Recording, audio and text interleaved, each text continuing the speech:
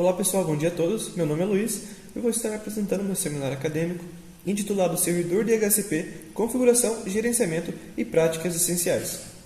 Bom, antes de nós conversarmos sobre o servidor DHCP ou protocolo DHCP, também como muitos chamam, é importante a gente destacar alguns conceitos básicos sobre rede para a gente conseguir entender, o funcionamento e a utilidade do protocolo DHCP no nosso dia a dia.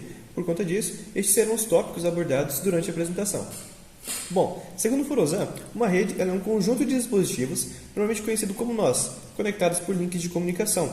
Um nó pode ser um computador, uma impressora ou outro dispositivo de envio e ou recepção de dados, que estejam conectados a outro nó de redes. A internet, por exemplo, nada mais é do que uma gigante rede de computadores. São diversos equipamentos conectados à mesma rede. Os protocolos, eles são um conjunto de regras, também pode ser denominado como convenção, que define como deve ser a comunicação de dispositivos dentro de uma rede. Eles possibilitam a comunicação eficiente entre diferentes dispositivos e sistema. Ele é muito importante, principalmente nos dias de hoje, para que diferentes aplicativos, diferentes equipamentos, celulares, por exemplo, conseguirem se comunicarem entre si, mesmo sendo de marcas e sistemas distintos. O endereço IP nada mais é do que um conjunto de 4 números que podem variar de 0 a 255 e são separados por pontos. Ele é um identificador que permite que as informações sejam enviadas para você dentro de uma rede. Ele tem o mesmo papel que o endereço da sua residência. Você tem um endereço, quando você recebe uma entrega, a pessoa que vai entregar essa sua encomenda, por exemplo, ela precisa saber o seu endereço. A mesma coisa acontece na internet quando você precisa enviar e receber pacotes.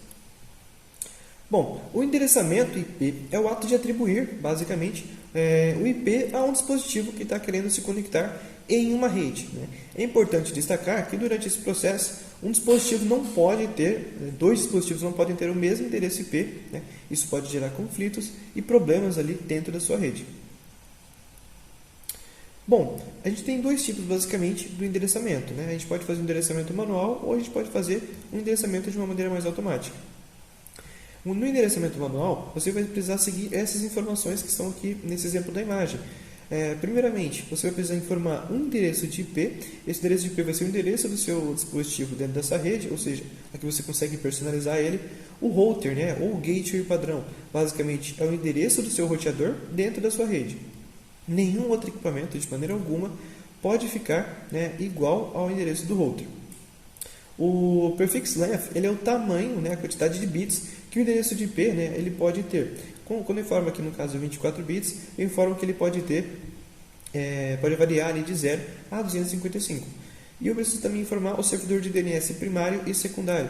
O servidor de DNS, basicamente, ele serve para associar nomes de domínios a endereços de IP. Quando você digita google.com, por exemplo, no seu navegador, ele vai passar pelo esse servidor de DNS e vai entregar para você um IP. Isso faz que seja possível você acessar diversos serviços, como o Google, o YouTube e o Facebook, por exemplo.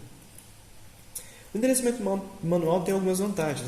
Por exemplo, você consegue ter um controle preciso sobre a rede, justamente porque você precisa saber todas aquelas informações que eu informei anteriormente para se conectar nela. Isso te traz, querendo ou não, também uma maior segurança, e pode evitar possíveis conflitos se você fazer a configuração da maneira correta.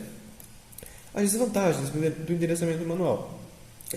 Querendo ou não, é um trabalho intensivo você conectar diversos equipamentos com esse tipo de configuração, porque toda vez você vai ter que inserir essas informações quando for conectar um dispositivo novo.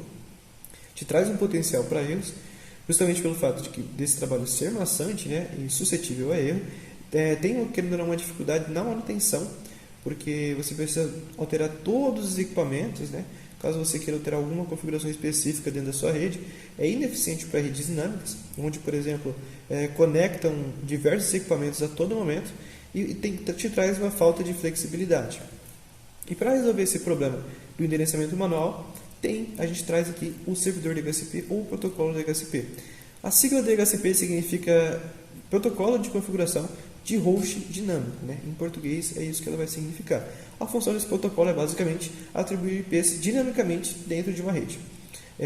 Ele existe basicamente em todas as redes, principalmente redes residenciais, e ele foi adotado como padrão em 1993.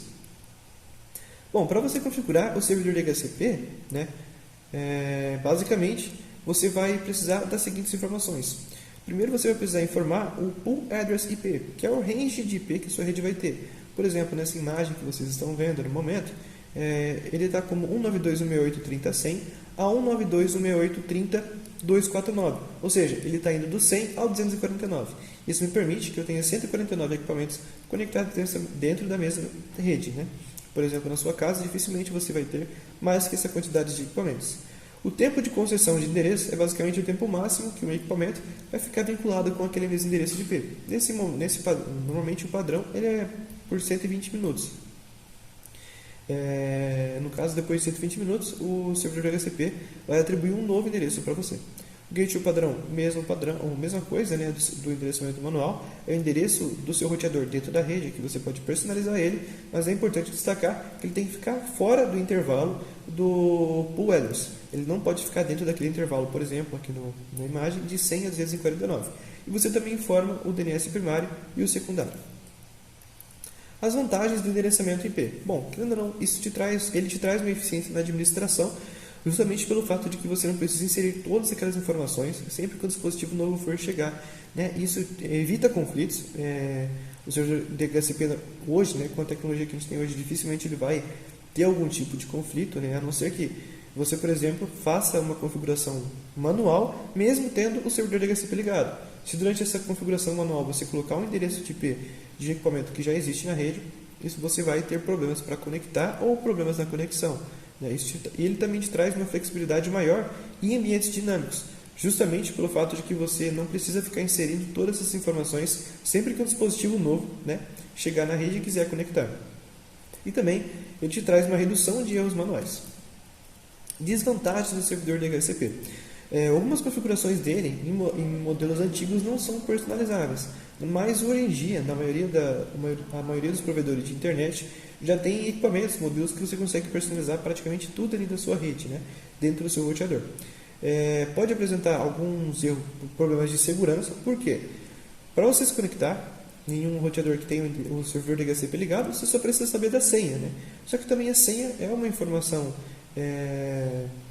que você não pode informar para todas as pessoas que você conhece simplesmente. É uma informação muito sensível. E, querendo ou não, o servidor DHCP, apesar de ele ser muito rápido para entregar esse IP a um novo equipamento, quando você conecta ele na rede, ele demora ainda assim um pouquinho, né? Ele tem um intervalo, na verdade. Normalmente varia ali de 2 a 3 segundos. Mas mesmo assim, apesar de ele levar esse tempo, né, a gente não percebe basicamente. Os usuários normalmente dificilmente vai perceber esse tempo que ele leva para conectar na rede, porque ele faz também automaticamente, depois que você já tem essa rede salva no seu equipamento. E se for comparar com o endereçamento manual, lá eles precisam inserir todas essas informações. E no endereçamento via DHCP, a gente não tem esse problema. Então, como conclusão, né, a gente pode concluir que o servidor DHCP ele é muito importante, principalmente para âmbitos residenciais, onde ele evita que a gente tenha todo esse trabalho maçante, e também para âmbitos empresariais, né? Imagina você, uma empresa com 300 funcionários, terem que configurar toda a vida essas informações quando um novo equipamento surgir dentro da rede. Isso é muito inviável, né? Então, por conta disso, o servidor DHCP ele acaba sendo interessante. O endereçamento manual ele pode até ser viável em alguns ambientes empresariais onde você precisa de um controle muito grande sobre a rede. Mas ainda assim, o servidor DHCP com equipamentos modernos e algumas outras configurações consegue trazer o mesmo nível de segurança. Bom, pessoal, esse foi o meu trabalho, né? Eu fico disponível na sala para esclarecimento de dúvidas. Muito obrigado a todos.